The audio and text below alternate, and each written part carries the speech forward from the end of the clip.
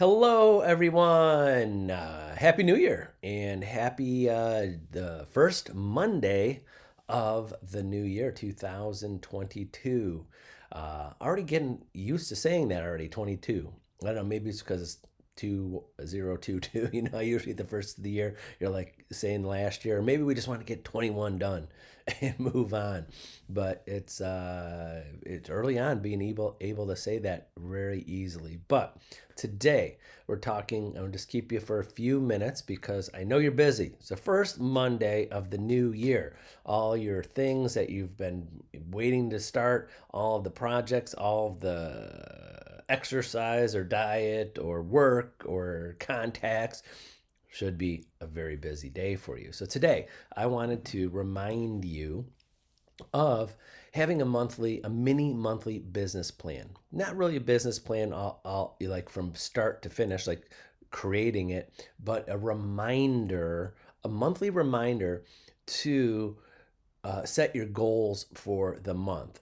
Now, hopefully, by the end of the year, you had a yearly business plan that you finished, that you went over the whole year, what you did last year, what you accomplished, what you didn't accomplish, what you want to get better at, and you went through that. I've had videos early December and end of November because I said I want you to get a jump start on that. But today is the beginning of each month. So, little spoiler alert, you know what my video is going to be usually the first Monday of every month, is going over your schedule for the month. So you're getting more of a smaller picture. You could sit there and go through each day. And what you want to go through and remind yourself is one, I always say start off with the days you're not going to work, the days you have off, the days, hours a day that you know you have to have commitments or social commitments, kids, spouse, family, weddings, date nights, picking up the kids from school. Go through all of the stuff on the personal side of things in your calendar, the days, the hours, the minutes, so you can work your way from there. Because if you work your way from start to finish, like I want to accomplish this, like I'm going to make 2 hours of prospecting phone calls. I'm going to show buyers house on these days. I'm going to be available to this time that day. If you don't fill in the personal time first that you know 100%, it pushes those around. So sit down today or as soon as you can with your family, those people important to you, your spouse, your kids. Go through your calendar of anybody that you know that you need, that will come in between you and work, and then make sure you go through your calendar and start putting in those hours. I'm going to show properties these days. I'm going to take listing appointments these days. I know a lot of agents go, I'll fit it in, but start with that. And of course, you're prospecting.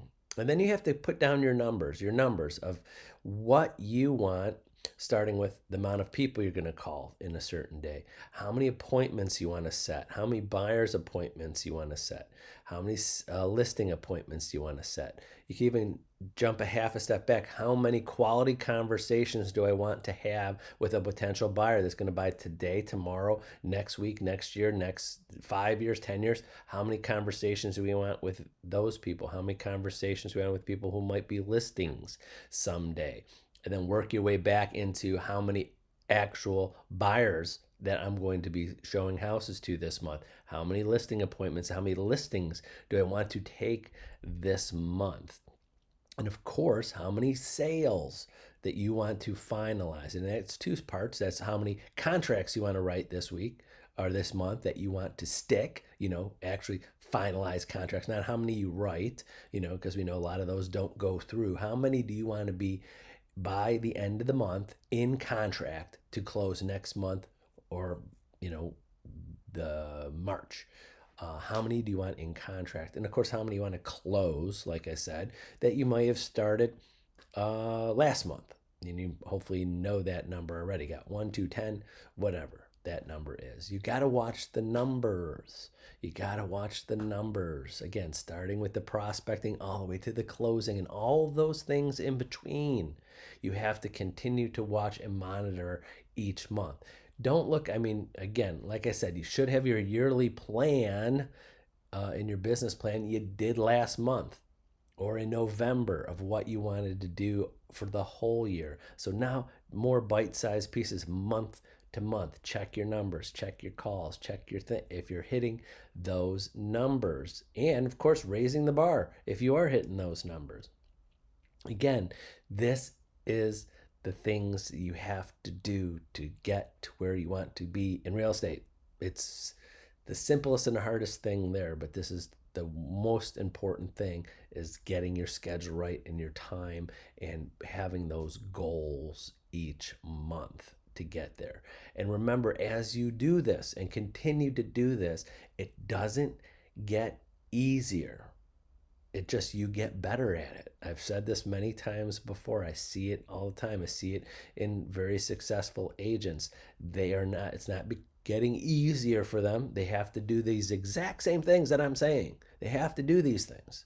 The only thing is that they're getting better at it. It's becoming a habit.